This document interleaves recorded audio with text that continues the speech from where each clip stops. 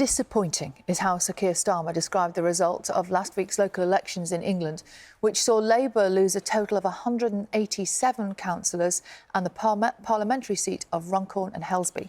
The party's performance has prompted calls for the Prime Minister to change direction. Let's speak to the Health Secretary, Wes Streeting, who joins us now from Westminster. Good morning to you. Good morning. So much has changed since that big election win last July. If you could go back and change things, what would you do differently now? Well, I think the message that we got loud and clear last Thursday, and believe me, we did get the message looking at those results, is that people voted for change with Labour at the last general election. They want to feel that change, and if they don't feel that change, they will look for change elsewhere. Now, in the first 9 months, so we've not been in government a year yet, we have started that process. So if the Chancellor was sat here, for example, she'd say interest rates have fallen 3 times and wages are now rising higher than the cost of living for the first time in years.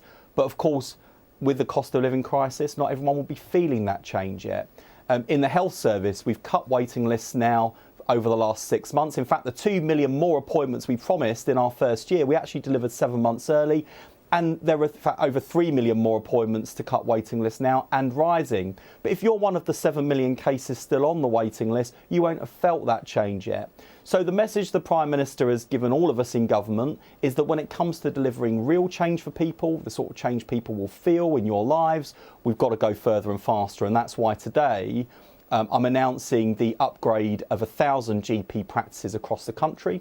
That will enable us to deliver 8 million more GP appointments. It comes on top of the 1,500 GPs we recruited to the front line since I became Health Secretary, and the £889 million investment into a reformed GP contract to not only improve the quantity of GP appointments available, but also the quality of service. All of that made possible thanks to the decision the Chancellor took with employers' national insurance at the budget, all of which was opposed by other parties. So Labour is investing in the NHS. We're keeping our promises. Things are beginning to move in the right direction. But I appreciate that not everyone will be feeling that yet. And until you do feel that change, given experience with politicians over the years, you probably won't believe it until you can see it and feel it. But things are beginning to move in the right direction.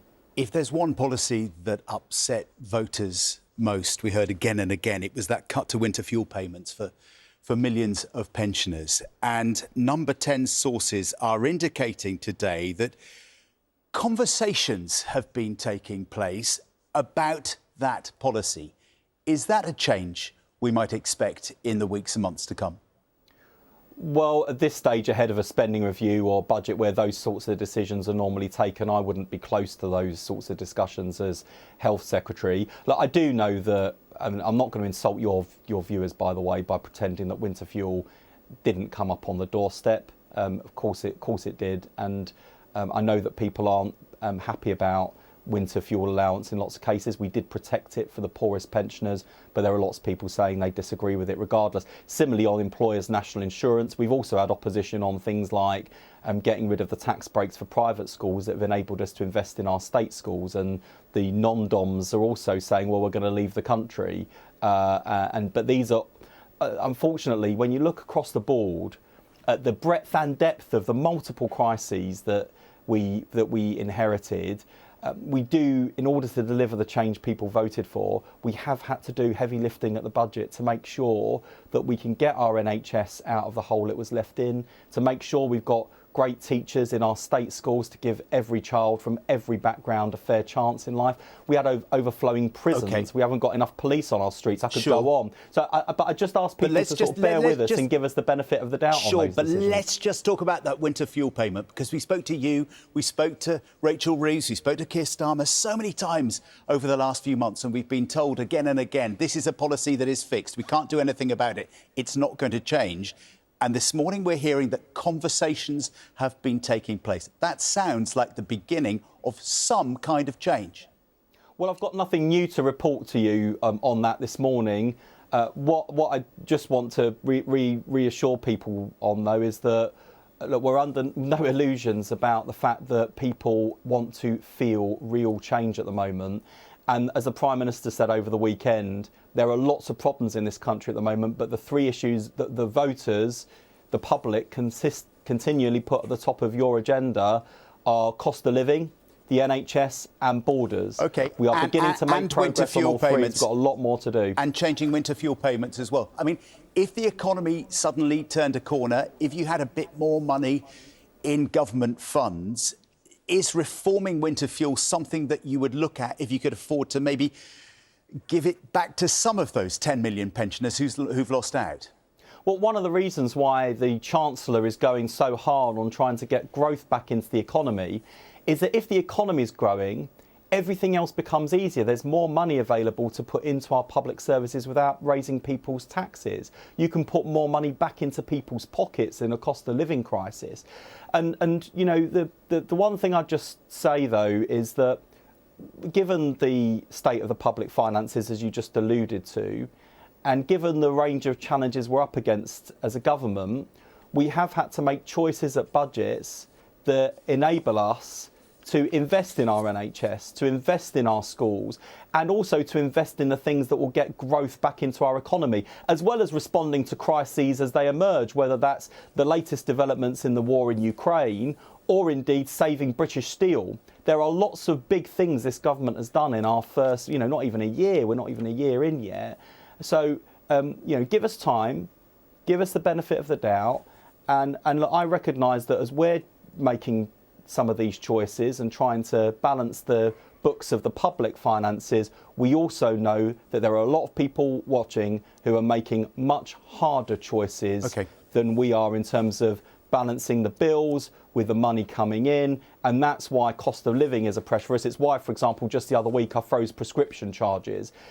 It's not the be-all and end-all, but it is something, and it's one of many things that we are doing to tackle the cost of living crisis as well. On winter fuel payments, the threshold as it was introduced this winter was that a single pensioner who had an income over 11,500 lost the winter fuel payment. One suggestion is that those conversations at the top level in government that Keir Starmer and Rachel Reeves are looking at is maybe increasing that threshold. So maybe more pensioners in future will be able to keep hold of it. Is that the kind of review, the kind of tweak at least to the system that you personally would welcome if you could afford it? Well, I'm not part of, and at this stage wouldn't be part of those sorts of discussions. And I'm not trying to test your viewers' patience at this point. But, as a member of the government, I don't kind of speculate on reports in the media or things that a government could do in the future. You're we have right in there process. at the heart of government. You're very close to the Prime Minister and Rachel Reeves. You're right in there, aren't you? And I'm trying desperately hard and failing to get drawn into speculation on the future of this policy. And actually, I like to give straight answers to questions, but I genuinely can't speculate about future policies. We are day by day, step by step, week by week, delivering the promises we made to you at the last election. On a number of fronts, things are moving in the right direction, but we know in the government that people will not necessarily be feeling all of that change yet. That's why at the weekend the Prime Minister said we've got to go further and faster so that people start to feel the change in the NHS, feel the change in their pockets, feel the change in terms of our schools and safety on the streets, and also see the change as well in terms of our border security. I mean, deportations are up, for example, on last year. We are making real progress, but we know there is so much more to do. So please don't think for a moment we're complacent, not least given those results in the local elections last Thursday.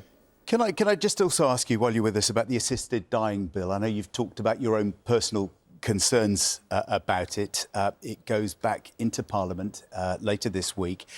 And we're being told there's an amendment now which would give some kind of protections for doctors and nurses and pharmacists who don't want to take part in the process of assisted dying. I'm just wondering, do those assurances, those changes, reassure you personally in any way? It doesn't change my view on the bill as a whole, but I do think it's a positive development. I think the bill as it was drafted always gave an opt-out to doctors if they did not want to be part of an assisted dying service.